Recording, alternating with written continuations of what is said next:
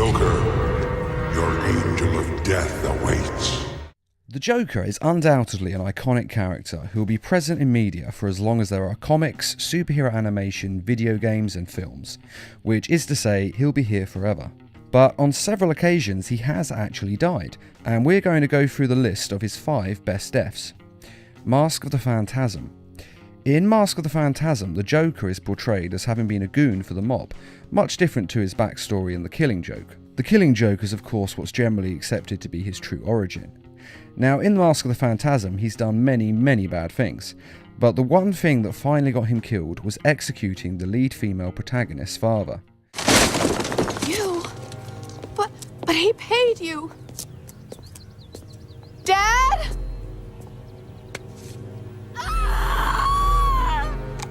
After this happened, she hunted down all the members of the mob who were responsible for killing her father. That includes him and all the ones who gave the hit in the first place. The Joker was actually the last one she attacked, and he was prepared for her.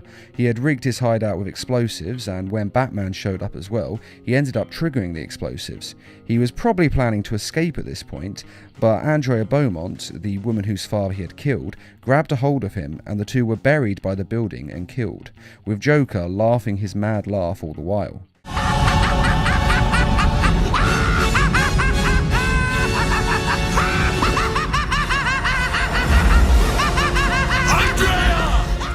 And little did he know that he was actually robbing Batman of one of his greatest loves as well. Injustice. The Joker's death in Injustice is great for one reason. It's not Batman who finally snaps and kills him. For years, fans have been saying that Batman should kill the Joker, because he always escapes from wherever he is incarcerated, no matter what. Even in the Lego Batman, he was able to escape from the Phantom Zone and come back stronger than ever. And when he does come back, he kills more people and ruins more lives. And with each escape and stunt he has done, these stunts become larger and larger in this ever-building escalade of danger and damage that he has to create. But Batman has always refused to give in and break his moral code. No matter what the Joker does to him, he would never kill him.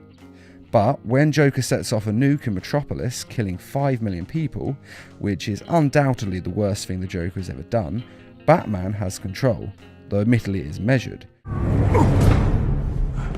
The nuke. Where'd you get it? What? You want one? Copy that. But it's Superman who can't handle it. Everyone thinks Batman is the Dark One who interrogates in torturous ways. Please, God, stop! I'll tell you to stop! Remember something else? And is the one who's most likely to snap, as Superman is the Boy Scout goody two-shoes. But in this we see that Batman is actually the more morally correct of the two, as he's been able to resist giving in killing the Joker for years. But if I do that, if I allow myself to go down into that place, I'll never come back. But Superman cannot deal with someone as insane and evil as the Joker, and kills him in an instant. Now run along, so I can break out of here. I've got lots of planning to do to top this. That's enough.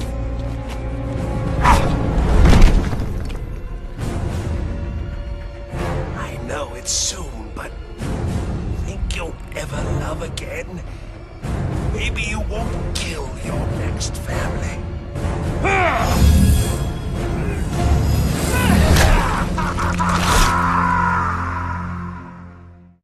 And that's what makes this such a great death, the fact that it was Superman and not Batman who broke first and took a life.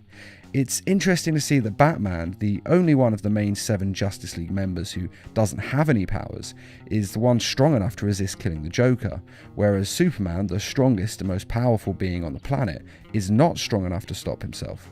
That being said, I do completely understand why Superman killed the Joker. He killed his wife and unborn child, and I don't honestly think any man worth a damn would be able to stop themselves from killing the Joker if that had happened to them.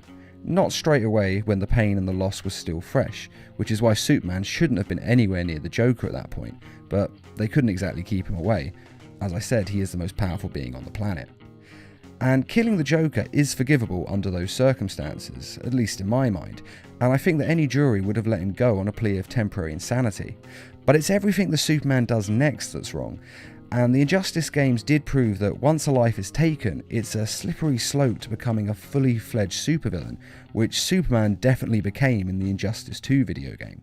I'll have a legion whose power rivals the combined Lantern Corps. And I want you to lead it with me. Never, Cal. You'll either make the right choice, or I'll make it for you. And this is actually one of the best things about the Injustice games. It does show why superheroes should never kill, even though we always say they should when we read the comics and watch the films. They have to have a line in the sand because once they cross it, they can't go back. Arkham City.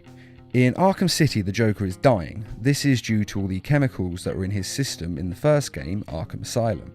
In this first game, we saw him inject himself with the formula Titan, which is based on Bane's venom and transforms a person into a monstrous Bane-like state. Showtime, Batman! Let's give the room something to talk about! Two freaks in a fight to the death! These chemicals, combined with the cure to return Joker to normal, leave his blood poisoned and toxic, and he has hours to live as the game starts. Mr. Freeze is making a cure for the poison, but it turns out to be more complicated than simply synthesizing it. Perhaps I should elaborate. Creating an antidote to the disease that afflicts the clown was easy. Unfortunately, the cure degrades too quickly. It needs a restorative element, some kind of reforming enzyme.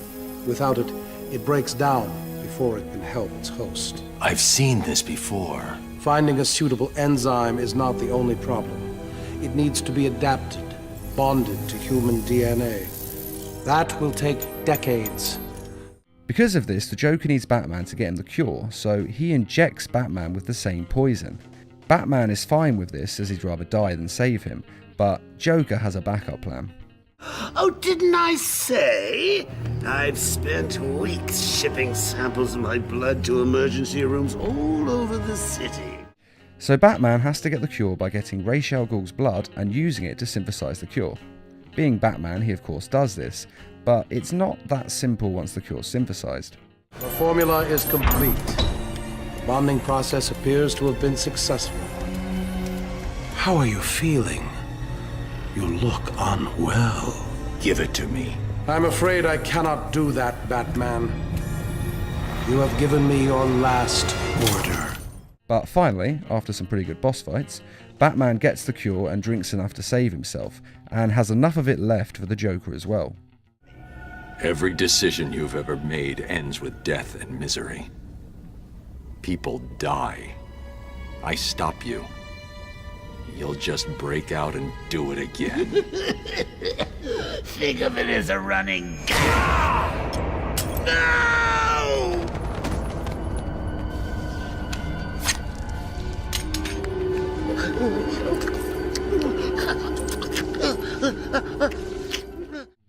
Now this death is great because if the Joker hadn't been so vain and had trusted Batman, he would have lived.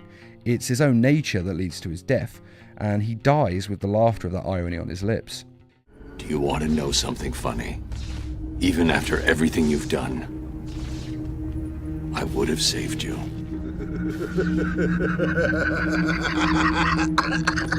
You know, that actually is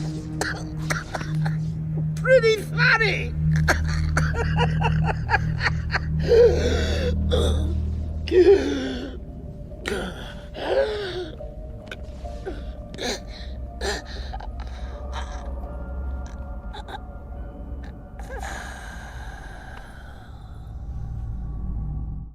The Dark Knight Returns Part 2.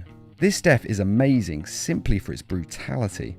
The movie was based on Frank Miller's The Dark Knight Returns graphic novel, and saw Batman do the one thing fans have wanted him to do for years: kill the Joker. After all the years and the things he has done, Batman has finally decided that he needs to take down the Joker once and for all. Are you out of your mind? I'm through playing Joker. It's an incredible fight and truly worthy as an ending to their lifelong feud, and the film is great, but in all honesty it's worth watching simply for the fight scene between Joker and Batman.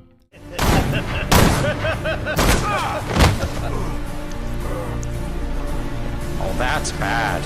You should get that looked at when you have a chance. After a violent and bloody confrontation through a theme park, the two end up in the Tunnel of Love, which is actually rather a fitting setting for the two since they have a deeper connection with one another than some lovers do. The Joker is badly injured in the fight and his neck is badly damaged, and he knows that he is lost, but he decides that he has to have the final joke. And rather than let Batman finish it, the Joker breaks his own neck, killing himself and causing the world to believe that Batman was the one who killed him, which then leads to the famous fight between Superman and Batman. This is just an incredible death. The final fight between the two is something you would think could never live up to our fanboy expectations, but it actually does come pretty close. It's finally here, isn't it? The moment we both dreamed about. In great part because of this ending. It shows how the Joker has no regard for human life, not even his own, and that he's prepared to go to any lengths to win in this feud between him and Batman, not even allowing Batman to have the finishing blow. Plus, that net breaking is just brutal. It's the sound they use with it, and you can actually feel it snap, and it hurts. See you in hell.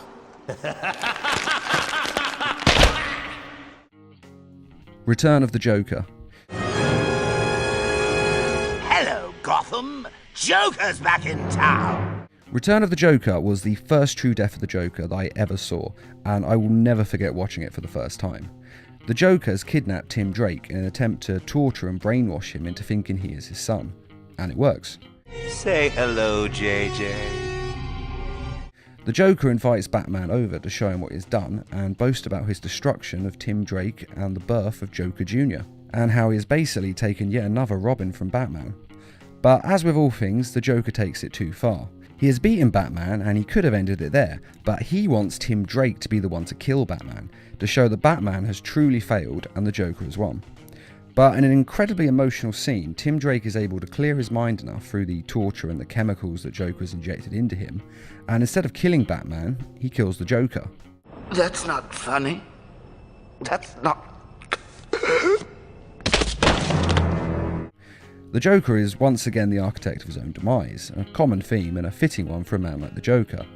And as you watch the Joker die, Tim Drake starts laughing the mad laugh of the Joker, which turns into tears as he is losing his mind, and the full weight of what he has done and what has been done to him hits him.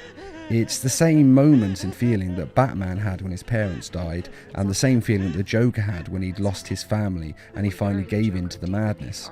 But unlike the Joker, Tim Drake is strong enough to eventually get his mind back. We had a trusted friend, Dr. Leslie Tompkins. It took her a year, but she was able to help Tim back to sanity. Still, things were never really the same. But even so, it's a heartbreaking scene to watch and incredibly moving, even in the face of how sadistic this part of the movie really is. One thing I think is important to note with these deaths is that in all of them, Batman is there. He was there when the Joker was created, and he was there when the Joker ended, and it seems fitting that he should be. And they are all the Joker's own fault, the end result and comeuppance for the depraved life he has decided to lead. But what do you think of these deaths, and which is your favourite? I'd also be very interested to hear which order you would put these deaths in yourself. And which do you think is the most fitting way for the Joker to die?